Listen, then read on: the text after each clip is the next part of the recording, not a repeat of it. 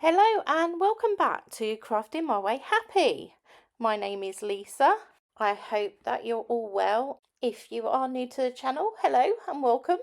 And if you wouldn't mind, subscribe, like and share. I'd very much appreciate it. Here's the list of items that you will need. Today we're going to make some coasters. Now these coasters make either an ideal gift or you could actually keep them for yourself. I was going to gift these, but I've kind of fell in love with them, so I might end up keeping them. So firstly, these are round wooden blank pieces. I got these from Temu and they do come in quite a large pack, so if you did decide to keep them for yourself, then you could always make another set for somebody. So in my stash of crafting treasures, as you know, as if you're a crafter as well, you don't end up throwing anything away. I actually found some Scandinavian style screen printing stencils. Now, I've never used these, but I've been itching to. So when I found them and I thought, right, I know the perfect project this is going to go with. First things first, I needed to decide what colour I was actually going to paint these. I ended up deciding that I'd use a white acrylic paint. So you can see that I'm just dabbing it on, covering the whole of the top of the coaster. So I done this because I thought it would save brush marks, because sometimes when you use a paintbrush you do get them horrible sort of lines that go across, which are not very attractive.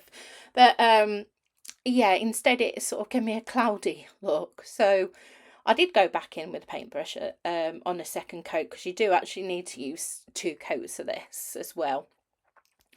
I didn't paint on the other side because I decided early on that I was actually going to use a cork adhesive backing to keep these from sliding away from whatever surface they were on.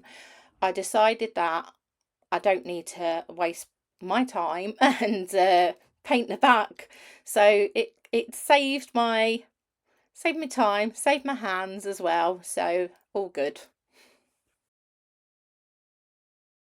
So while I'm painting, I just wanted to check in and see how everybody is. Have you had a good week? Have you tried any crafts? If it's your first time and you've never crafted before, how are you finding it basically? I think the best thing with crafting is there's no right or wrong. You put your own personality, your own stamp on it.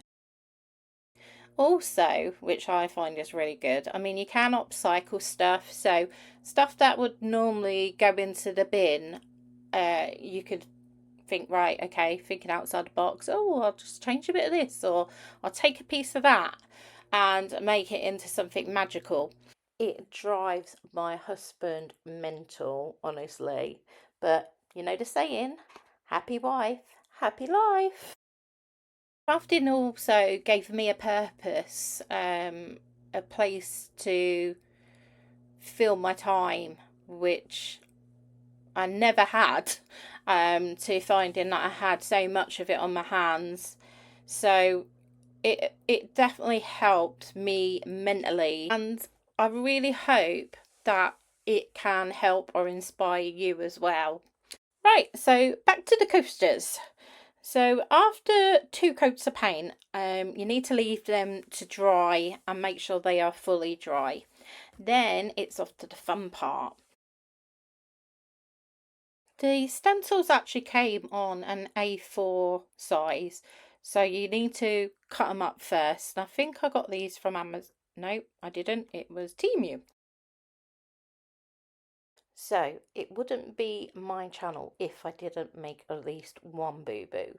So I do really apologise for this, but when I was filming the actual round coasters and using the screen painting stencils, I pressed record, but what I didn't notice is that my storage was full. So when I've come to editing it, I've realised that I have a great big gap where the main video of me applying these stencils and showing you um, all about them has completely gone. So I did have another square coaster which had already been painted. So I thought, right, use that instead. And I noticed a different design as well. But it could also give you more of an insight on to what you can actually do with these stencils as well. So I suppose it isn't all bad. The stencils themselves actually come sticky back. It did also make the process a bit easier with them being sticky back because you had less chance of it spreading actually underneath where you didn't want it to go. However, when you're using the same one multiple times, obviously the stickiness gets less and there is a little bit of transfer at times. You will see that in this video of this chicken. Nearer to the end I will leave it in, but you can correct that, so if you have done it, don't worry about it. So once you are happy with the placement of the stencil, it's time to then decide what paint you're going to use. So make sure you apply enough paint to it. Also, just be careful around the edges of the actual stencil that you don't get any paint onto the white area. What I would say is on these stencils, I did cut them quite close to the design. I thought that it would be more beneficial, but it wasn't, because you can actually go a little bit off and end up getting the paint onto the outer area where you don't want it.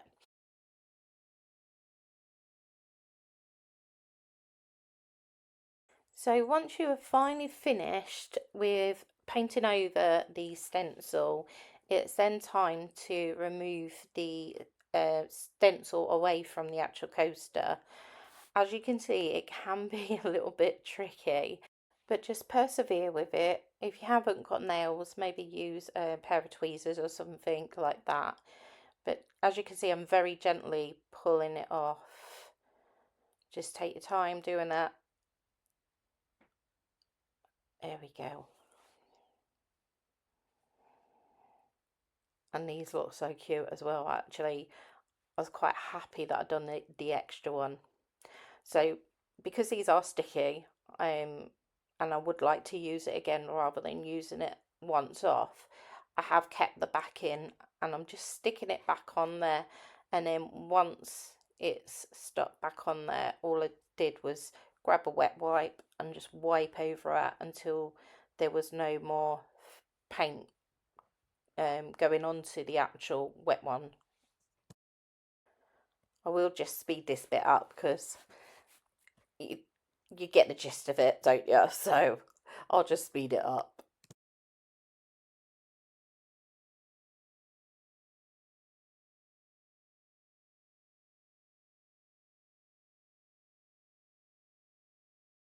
And there we go. It's back nice and clean and can be used again.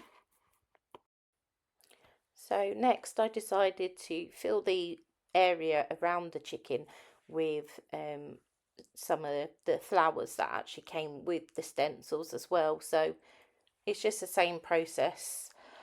I did do these a different colour though, and it's got like a bit of a metallic-y colour as well, and it works really well. I'm really happy with it, but see what you guys think.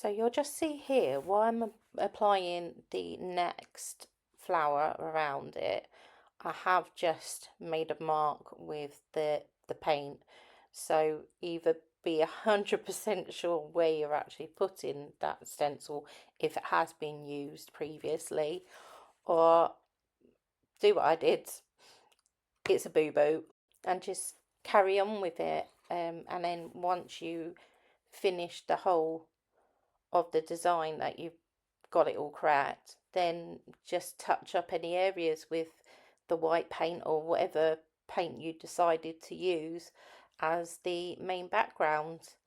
So really don't fret. It can be sorted.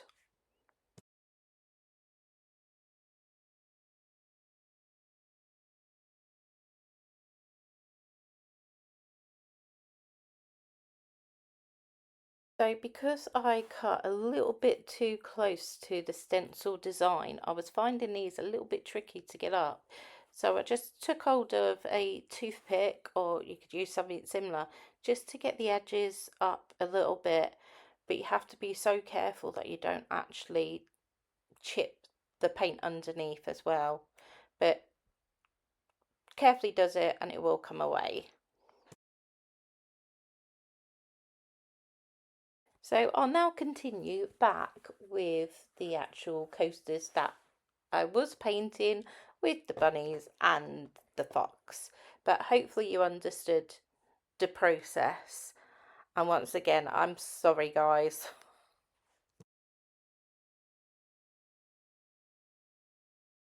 So for the actual animals itself, I use the rubbing buff. Now I'm getting to be a right fan of this stuff.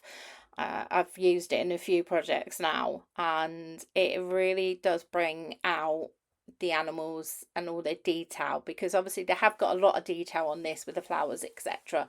It really did make them stand out, so it was a good choice. But obviously you can choose whatever paint or whatever colour you want to do it. That is completely up to you.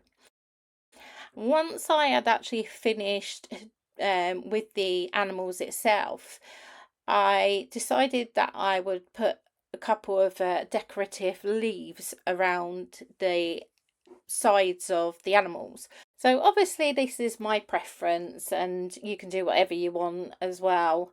You know, the world's your oyster, as they say. So I just put these on around the sides because I thought it would tie it all in nicely together. And then I went in with a different colour this time, and I actually added a little bit of glitter to the paint as well. So, very quickly, I just wanted to mention that if you do by mistake end up getting a little bit of the paint that you've been using for the animal or for the leaves, and it ends up going actually onto the white parts of the coaster or whatever colour you chose it to be, it's not the end of the world. You just need to go back in with a very, very small, tiny brush and just paint the bits that are not supposed to be there. It does take a little bit of time to do, but it's worth it.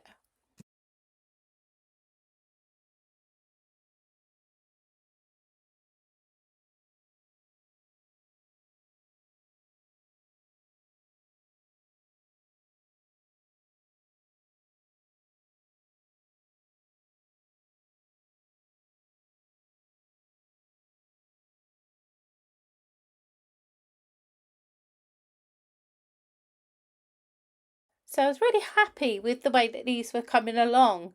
What do you think? I actually couldn't decide whether I was going to put around the actual edge of the coaster some gold leaf, or some decorative sort of bling around it. But I thought no, it's got enough. Keep it neutral, etc. And I'm glad I did. But if you want to do that, that is just another idea of something you could add uniquely to your coasters.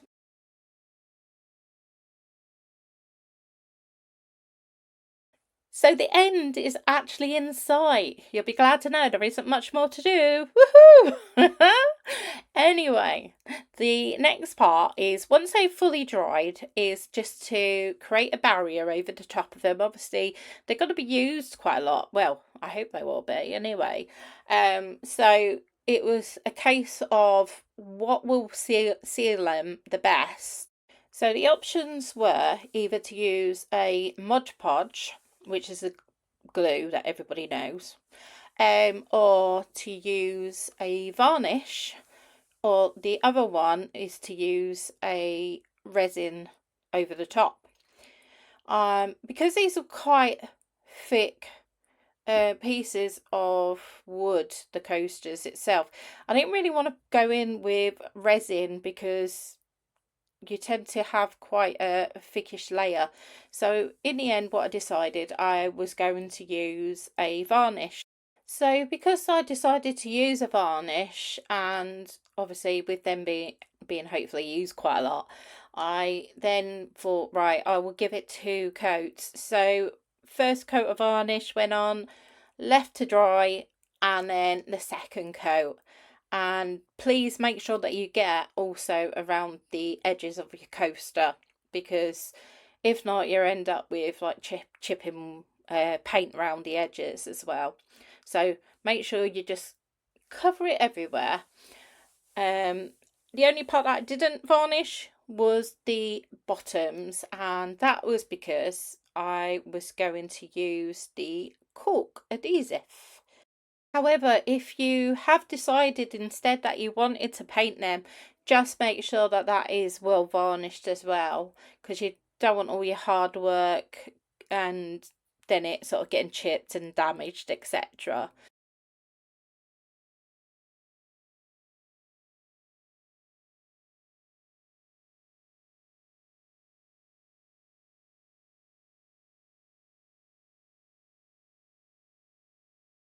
So once the varnish was fully dry, it was time to add the cork back in. So as you can see, these have a sticky back. So it's literally cut out whatever shape you want. It comes on a roll. Cut to the shape you want. Pull the sticky back off, which did take me a little while. And then once you finally get that unstuck, just be careful to put them onto the back of it gently. I mean, like I said, you can use the actual little feet that came in with the packet.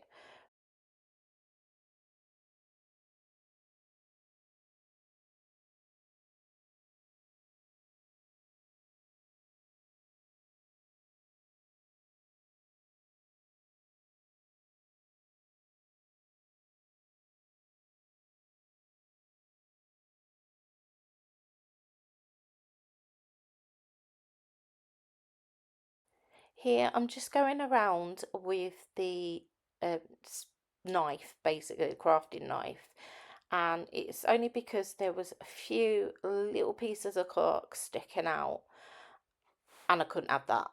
It would drive me crazy. So I just went in very gently and cut off them little bits where I could.